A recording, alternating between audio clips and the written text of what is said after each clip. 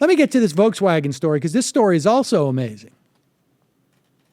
So last Friday, the Obama administration directed Volkswagen to recall almost 500,000 cars because the automaker had illegally installed software in its vehicles, particularly the diesel vehicles, to sense when it was undergoing an inspection. I think in most states you have to do this. I think in all states, maybe not all, maybe there's some states where you don't have to. At least in New York State, and I know in other states, you got to go and get your car inspected on an annual basis. One of the inspections, they go around, do your headlights work, do your wipers work, and they check your emissions.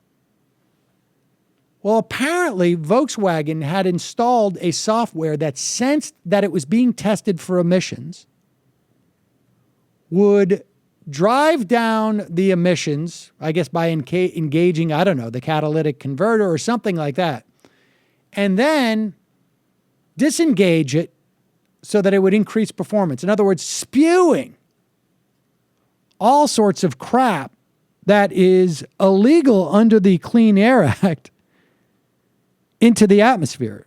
The recall at the time involved 4-cylinder Volkswagen and Audi vehicles from model years 2009 to 2015. The software trick allowed the cars to emit up to 40 times the legally allowed amount of nitrogen oxide. Well, now Volkswagen admits that 11 million vehicles worldwide have been fitted with a device designed to cheat emissions tests. 11 million vehicles worldwide. That is almost 3 times the amount of cars they sell a year. They've lost apparently a huge percentage of their share price. I mean, I think at this point it's like 25%. They're going to look at fines in the tens of billions of dollars. But really, the real question is, now that they have admitted to purposefully breaking U.S. laws, someone at one point is going to do a calculation on when you have X number of million cars emitting 40 times the allowable nitrogen oxide into the atmosphere. How many people ended up suffering from asthma, dying from that type of pollution? Somebody's going to do that calculation. Nevertheless, even if that calculation is zero, this is such a widespread fraud. The only way you prevent this, and understand too, the Digital Millennium Copyright Act actually prevented people from finding out what was going on.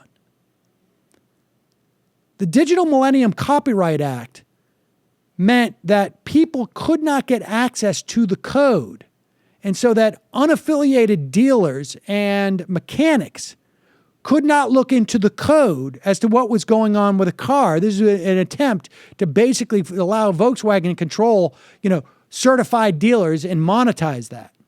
Well, it actually also prevented people from finding out what was going on. I guess it was a university that noticed, like, hey, there's something weird. We're getting divergent readings from when we measure these pollutants in the field and when we measure them relative to their testing. And the bottom line is the DOJ came out with a white paper memorandum about 2 weeks ago saying that in these instances, it's time to prosecute individual executives from the company. Well, this is their first test case. I don't see how they don't prosecute individuals.